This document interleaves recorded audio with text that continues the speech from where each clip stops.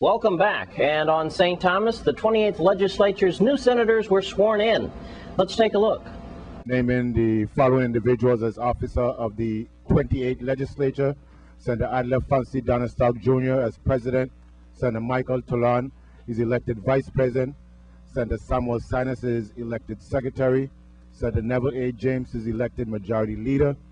Senator Patrick Simeon Sprague is elected Secretary for Intergovernmental and Territorial Affairs. Senator Louis Patrick Hill is elected Liaison to the United States Congress. Senator Craig W. Barshinger is elected Liaison to the United States Department of Interior Office of Insular Affairs. And Senator Wade A. James is elected Liaison to the White House.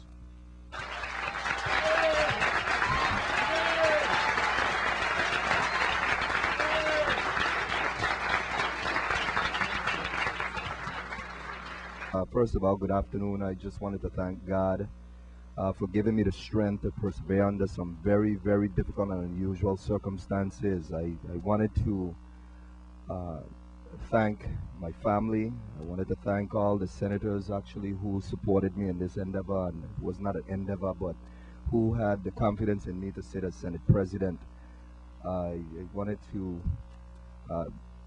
this day is for our families, friends, constituents, and I believe that to facilitate the process, I would like to move immediately to the point of personal privilege and afford each senator in establishing the ground rules a 5-minute period to address the people of the Virgin Islands and to acknowledge your families, etc.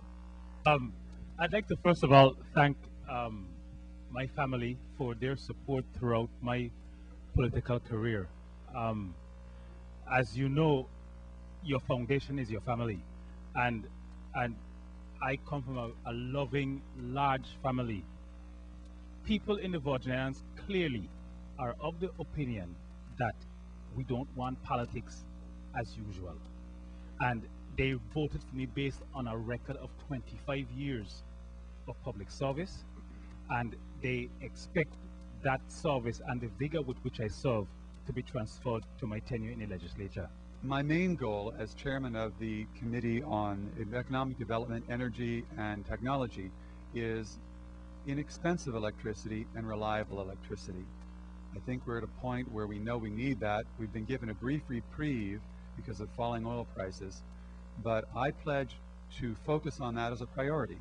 I can't tell you I can do it all by myself, but working with the governor, working with the majority and the minority, and working with all the resource people here, and you, who are committed to making the changes necessary to generate our electricity and deliver it in a somewhat new way, we'll be able to overcome the hurdles that keep us from having what we really want.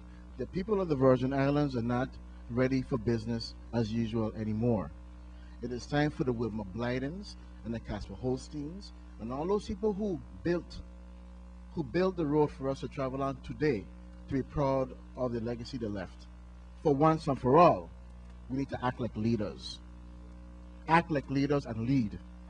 Instead of putting your finger in the wind to see which way you're blowing and voting like that. I'm ready to make a move to do the right thing. What is in the best interest of the people, and the only way to make sure that happens, colleagues, is to communicate with the people of this territory on a regular basis.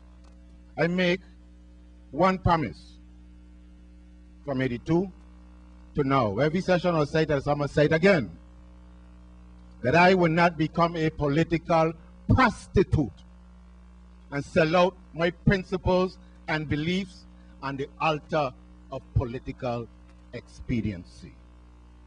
That's me. This is not a Sunday school, nor a church, nor a daycare center. Every man and woman better sit on his own bottom and be responsible for his or her actions in this body.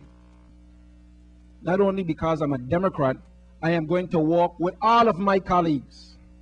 It is very, very important that we are here to do the bidding of the people of the Virgin Islands. We cannot stand idly by and just say, this is business as usual. As President Barack Obama said, it's time for change. We have to roll up our sleeves and really get down to work, because it's not going to be easy. Some hard decision has to be made, but we have to be able to work together. It cannot be done in a vacuum. I've been on both sides of the aisles, majority, minority. Been in majority 6 times, minority 4 times. But my only purpose is to serve. And I've spoken to each of these senators, the new senators and senators who are returning. And I have offered myself to the majority leader, whatever I can do, because it's about the institution. You know, the campaign is finished. You're organized, and I continue to pledge to work with you to smooth out things as much as we can. Just call on me. Now, you know that there's going to be times that I'm going to disagree with an action on an action, and I will speak at it. My daughter called time very soft. So I'm going to keep it ceremonial. You have my word, old timer. You don't start spreading rumors. You have my word. I'm here to work. I'm here to serve. And I expect to do just that in this 28th legislature, regardless of the side of the aisle I line up. Thank you all. So people of St. Croix, this is for us. Yes! It's good when you know. It's very good. It's a good feeling, I'll tell you, when you know that you have survived against an orchestrated attack. I won't mince any words in saying that. I knew the attack was on. We said nothing. Because the people of St. Croix, my supporters, they might not call in on the radio all the time, but they got my back. And I want them to know I got their back. Call me the people's voice. Call me the people's choice. Irregardless of what y'all may want to do in here to me, majority, minority, or whatever. You've seen it before. I've stood alone. Because I knew this. The rope around my waist is the people of the Virgin Islands. I thank you to the people of St. Croix. Thank you, St. Croix, for sharing your vision and your wisdom with me.